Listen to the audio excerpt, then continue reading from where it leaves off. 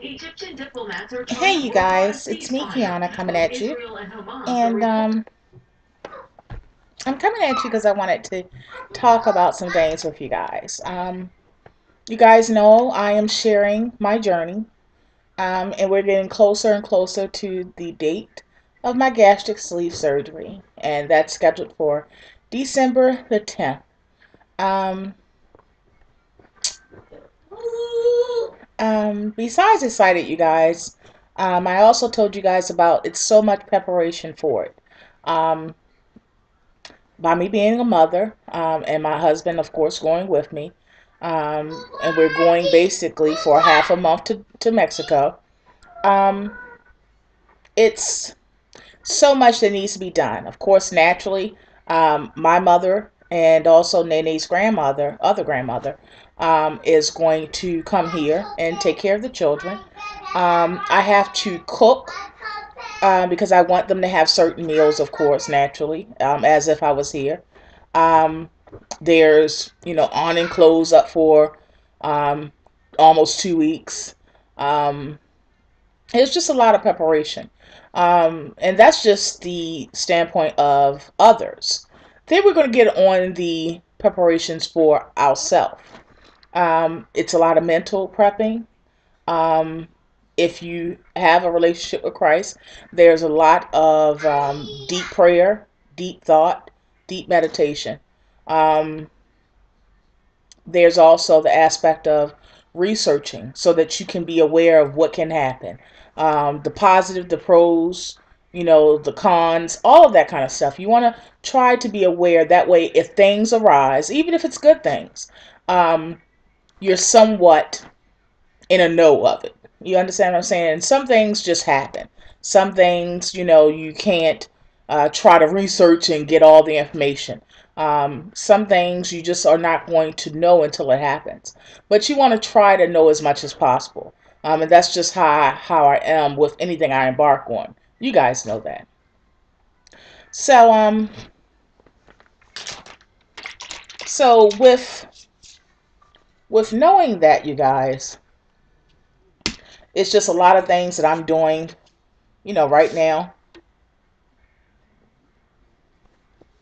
It's a lot of things I'm doing right now, you guys.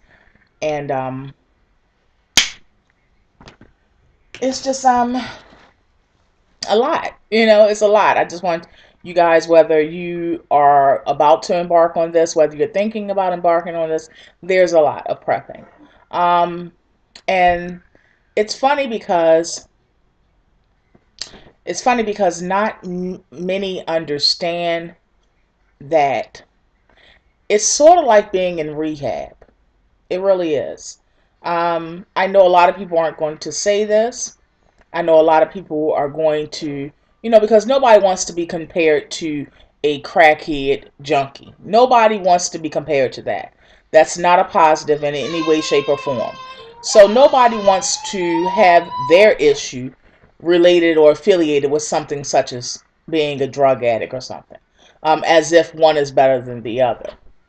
Um,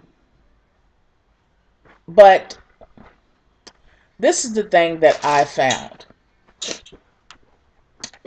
I've even expressed it before, and a lot of people, they've said, you know, oh, well, I think that everybody should support you with not eating certain things around you, and that's cool for them. We can't um, push off on others what we think um, is the right way, because that's your way of thinking. My way of thinking is I have to deal with the relationship I have with food, not others around me. I have to get to the root of the issue. I have to get to the changing of the mindset. I have to change my focus, my priorities as far as my relationship with food, not others. I need to do that. See, I've always had people that loved me to the utmost. Okay? Being loved is not new to me. So I've always had people that adjusted to me, and I knew they was going to adjust to me. And even though my husband is not, it's not like he's not adjusting to me. It's that he wants me to do what's best for me. And if that means that he has to put his foot down about some things and say, you know what, baby, we gonna do this. You gonna do this. He'll do it. And see, before, I always thought people like that really don't love you.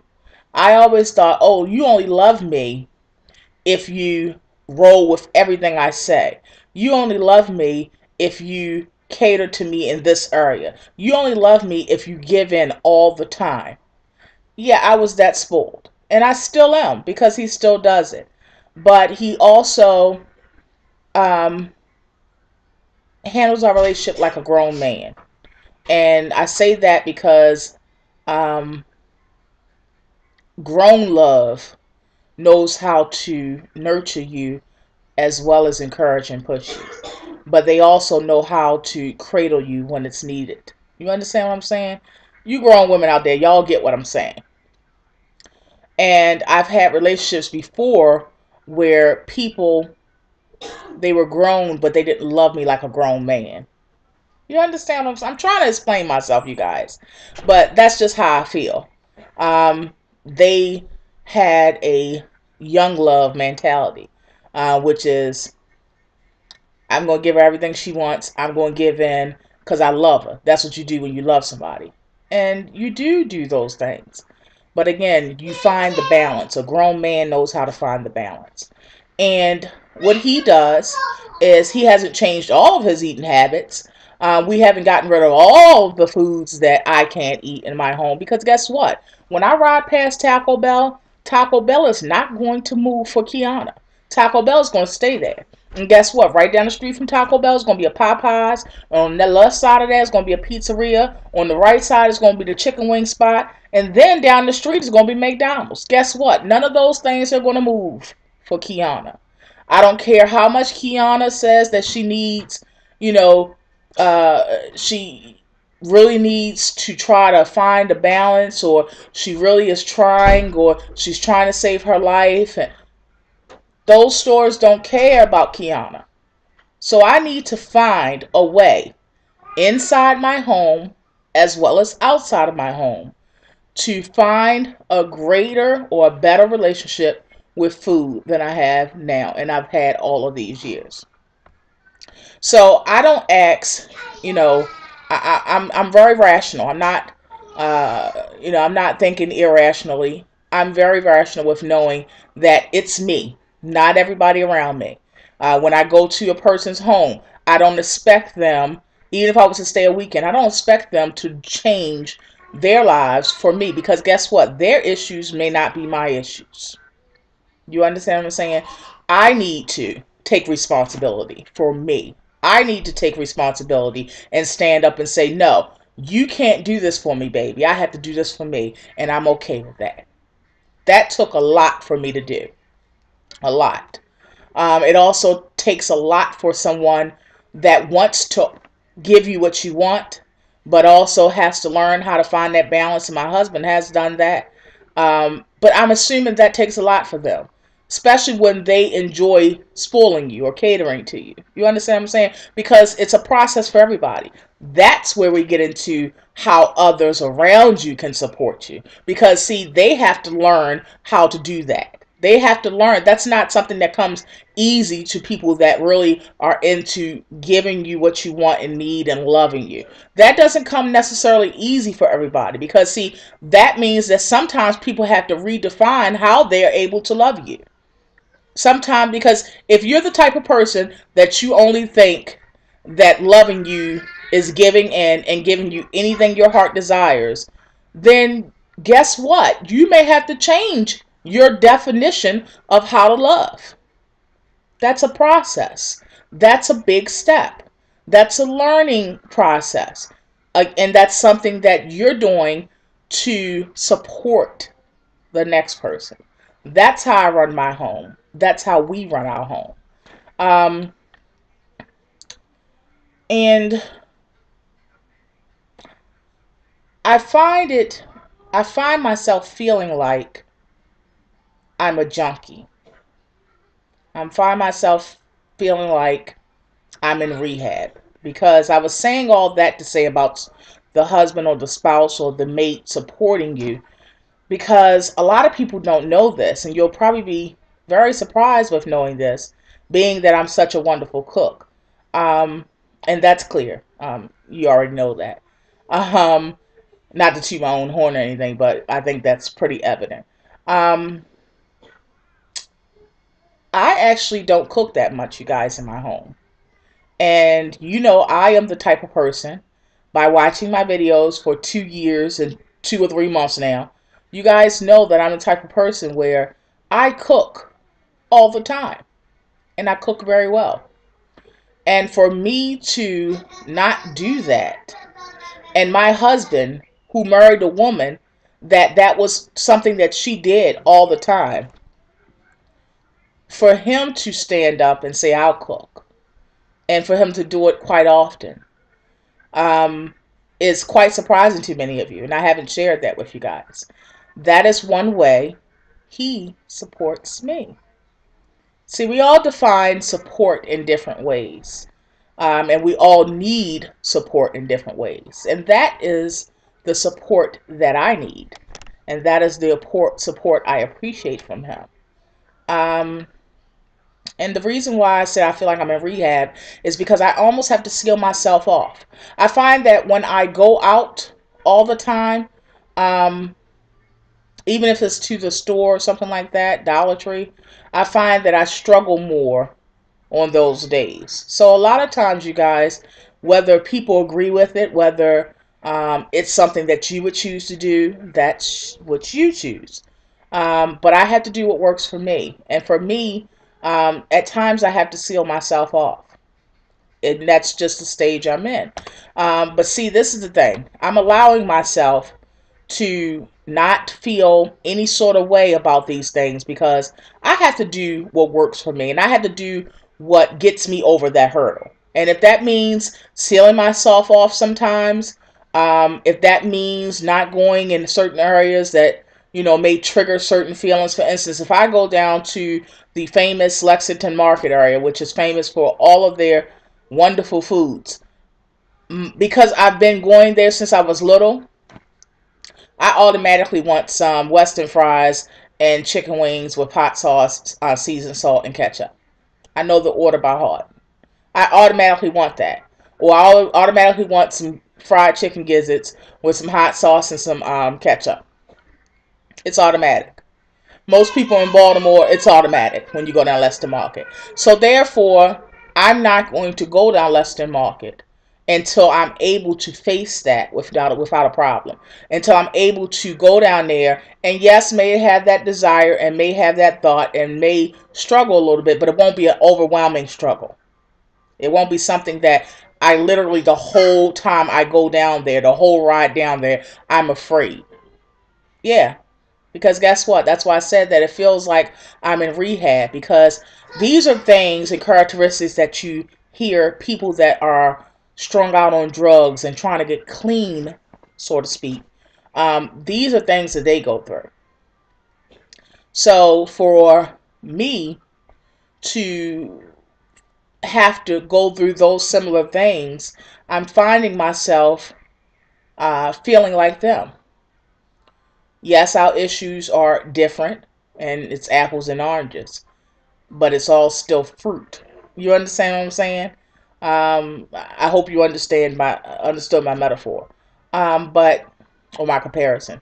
But I really think that it should be places, not just like Brookhaven and those kind of places. I really think that there should be places that offer treatment for people that have food addictions. Because if you're overweight, I don't care what you say. If you're overweight and if you're like 50 pounds or more overweight, you are a food addict. You are. Because if you wasn't, the rational, smart side of you would not be, who would choose to be that weight? Who would choose to have a body mass index that big or that high? That's not something that any rational person chooses. Because we all know what comes along eventually with being overweight. Whether it's yesterday, whether it's today, or whether it's a year from now, we know what happens and what it leads to. After all, we're all, competent, smart individuals. So no one rational would choose that. So you obviously have a problem with food. And when I say food addict, I'm not talking about somebody that consumes a whole pizza. I've never consumed a whole pizza. I've never even consumed a half a pizza. So when I say I'm a food addict, first of all, that's a big step for me. Second of all, it's not something that no one wants to say out of their mouth. But when I say I'm a food addict, please understand, I put myself in the category of being a food addict because I can sit down and eat 2 sandwiches at a time and some chips. That's a food addict to me. Now, somebody else may say, oh, you just overeat. Isn't that the same thing? We don't like the words. And trust me, I'm not above anybody else because guess what? I don't like the words. It took me almost 40 years to hear these words come from my mouth. You understand what I'm saying? So trust me when I say I understand that no one likes the words. But guess what? It is what it is. And sometimes we have to hear the words, not from others, because see, most of us are adults. We have children. What others say don't really carry that much weight. It really doesn't. We get a little upset, feel a little certain kind of way. But really, we're still going to do us when it boils down to it. And if you don't, then something's wrong there too. We're going to talk about that a whole nother time. Matter of fact, I'm not going to talk about it because do you? But it really doesn't carry that much weight until you get to that point where it hits you. Not because somebody led you there, not because somebody told you about it, but because it hits you finally. However way, it hit the core of you. It hit the part that is untampered and untouched. The part that doesn't want to admit things. And then it clicks. Do you understand what I'm saying? So it took me to get to that clicking stage. It took me all these years. So when I say these things, I'm not saying it as if I've conquered or I'm this and I'm high and mighty. I'm not saying it like that. I'm saying it because I was that just a little while ago. Do you understand what I'm saying? So I'm saying it in a way that lets you know that I can relate fully. And I'm trying to tell you how I was able to change or start a change. What it took for me to start that. And also how others behind the scenes that you don't see are helping me. Like I said, Chuck cooks a lot. He cooks a lot. Why? Because I have to seal myself off sometimes. Sometimes I go, maybe a week without going in certain areas. Sometimes a week and a half. Sometimes even 2 weeks without going in certain areas. Until I get to the stage where I can battle that and win every single time, I just won't. And that's how I'm getting over it. That's how I am fighting. Now, can I do that forever? No. But guess what? Everything is in stages. Everything has to start somewhere. I'm starting. And that's my way of starting.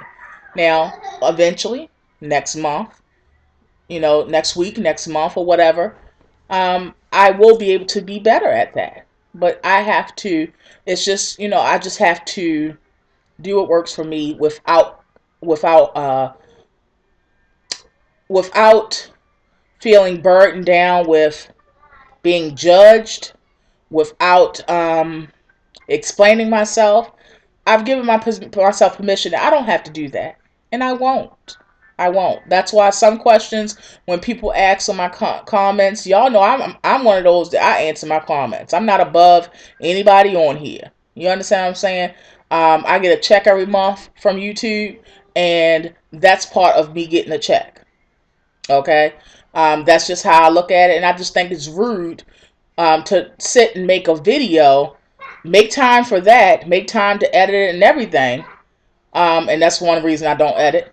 But make time to do all that, and then you're not going to answer people back after they took time to watch what you were producing. I just think it's rude in my eyes. I can't judge other people. I can only talk about what I think. So therefore, I answer the questions. But if I see it's something that I don't want to answer, I give myself permission. Not answering it. Bye. That's all. Now, I'm not going to get smart with the person, but if I don't answer, I'm not going to answer. And guess what? I'm not going to feel any sort of way about it. I'm not going to feel that I'm being nasty. I'm not going to feel any of those things. And there was once a time that I would have. Not because I care so much about, oh, they're going to think this about me. No, it was because I just think it's rude. Guess what? Call me what you want. But I have to do what works for me. And I'm giving myself permission to do that. I'm giving myself permission to be selfish. I'm giving myself permission to think about me. I'm giving myself permission to put me first. And that's very hard for a giver. That's very hard for a giver. And it's very hard for a woman, a wife, a mother that's like me. Do you understand what I'm saying? That doesn't come easy. It doesn't come easy. It's not going to come easy for Chuck and I to leave our children. That doesn't come easy for us. But that's something that we're going to do because we together as a family unit deciding that, hey, mommy, me, has put us first all of these years. Now we're going to put her first and we're going to support her like that. So that's just something that I wanted to discuss with you guys because I don't want anyone, just because you see somebody talking about, oh, well, my husband changed all his eating habits. He eats exactly what I eat and he doesn't eat no more. Or my husband doesn't eat until I go to sleep at 11 o'clock at night and that's when he eats dinner because he doesn't want me to see. If you see any of that, that's great for them. I applaud them because guess what? He and her, they both have learned a way to support each other in a way that's important to them. That's a great thing all day long. Their way may not be my way, but it's still support. And I want you to know, if you're going through this, find a way for you guys as a family unit to support each other that may be different from mine. It may be different from Keisha down the street, but it's still a way that's important to you. It's still a way that nurtures you, and it's still a way that still produces results that are important and that are priority. Because without you being whole, without you being fulfilled, then that's less that you can give overall to everyone else that loves you.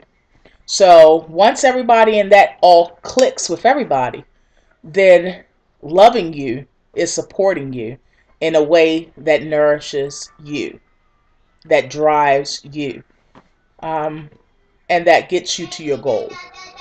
So I just wanted to share that with you guys because I don't hear many people saying that. I hear a lot of people over the 2 years I've been on YouTube. I've heard a lot of people tell about how they do it, or how their home does it, or how their spouses do it. But I've never heard in the same breath people express how they do it and then also tell you, but guess what? It may be a different way for y'all. And that's still great. I've never heard that. So I wanted to be one of those people that tell you to find what and how you can support, how the family can support you and lift you up in your way. So on that note, you guys, I love you all so much. I'll talk to you guys later. Live, love, and laugh. And in between, eat well. Be blessed.